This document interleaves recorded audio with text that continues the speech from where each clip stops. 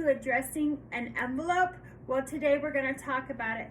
But beforehand, before I talk about the 5 reasons why it is a great idea to know how to address an envelope, I want to talk about the types of envelopes and go in a little bit further depth in that. So it's kind of a little bit show and tell today. So for one, these are envelopes, right? And then this is a type that you can lick on the back to close it. And then these are the long ones. And here's one envelope, the white envelope.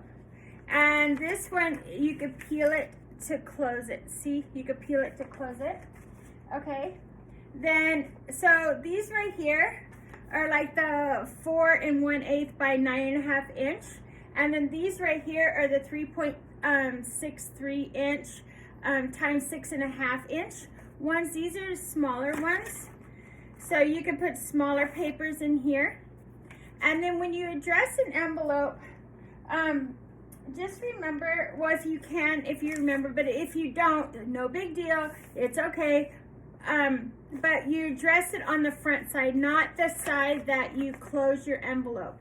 If you're sending a letter to a friend and you actually, or maybe you're sending a bill in and it doesn't have a window here, some envelopes have windows, and if it doesn't have a window and you addressed it on the wrong side, don't worry, just mail it anyway, put your stamp on it and mail it anyway. But if you're sending in your resume, I would highly suggest you to start a whole new envelope. Okay, so this is from up here. If you're looking at your envelope, in the left-hand corner is from, and then over here is where you would put the stamp, and then over, see, it says to. So who you're sending it to could be a name of a person, or it can be a name of a business. So, and then street address and or P.O. box, and then city and state, and then zip code. And then when you put your address up here, it's going to say your name, your street address or P.O. box, city and state, and zip code. So those are our fundamental things of what we need to know about envelopes, okay? And hashtag no judgment. And the reason I'm wanting to bring this to you is because I know that there's kids these days and age that are graduating high school, because I've met some, okay, that do not know how to address an envelope, and they graduated high school. So I wanted to bring this to you because I think this is a very fundamental skill in life that we need to have this. Okay, so then let's say, oh, Andrea, I'm sending it, these are bubbled. They're called bubble envelopes or bubble, or they're called padded, okay? And you're like, well, Andrea, I want to send something in something like this. That's okay. It's the same technique that you would use, right? So you up here, it would be from, and then to whoever you're sending it to or business. It's in the middle. And then the opposite corner of from is where your postage goes. And then see how this is the back of it. And so, and then you seal it up and it's ready to go, okay? So those, and then, woo, I'm so excited today. This one's backwards because I have stuff on the front, but this one's backwards. These ones, it depends what the feel of these yellow ones are. They could be like a Tyvek envelope, and they usually have a little string here, and it goes like this, right, around 2 little things. Or it can be a manila envelope that usually has a clasp on it. Or these ones also can be called wallet envelopes. So these ones vary, but usually you see these for like legal documents, or I highly suggest if you're mailing in, not emailing, just regular mailing in your resume, I highly suggest that you use these type of envelopes, okay?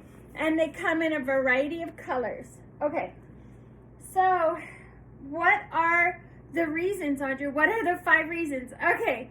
Professionalism and etiquette. Have you ever thought of that? Professionalism as etiquette. Understanding how to address an envelope correctly demonstrates professionalism and etiquette, whether sending personal mail, sorry, I'm reading my notes, personal mail, business correspondence, or even sending in your taxes, using appropriate format, meaning the format that, like we had over here, format. Oh, I had it on my yellow envelope. The format, the to, the from, and the stamp. That's a format. If you, just having that shows that you know what you're doing, right? And that you're paying attention to fine detail. Did you know, here's a little tidbit, maybe you didn't know, but when they're handwritten like this, to so-and-so, that they're more likely to, the person that's receiving it is more likely to open it up because it is handwritten, because they know that you took the time to write their name. They know that you paid attention to detail to write the correct address. And so statistically, it is proven that versus typed, what I'm saying, right? Or just a label, when it's handwritten like this, the statistics say that, yeah, someone's willing to open it more so, right, than if it was just a label. So that's a little bit food for thought too. Okay, effective communication. Addressing an envelope properly ensures that your mail reaches the intended person. Isn't that true? Because you don't want to put your address in the middle, right? It'll just go straight back to you.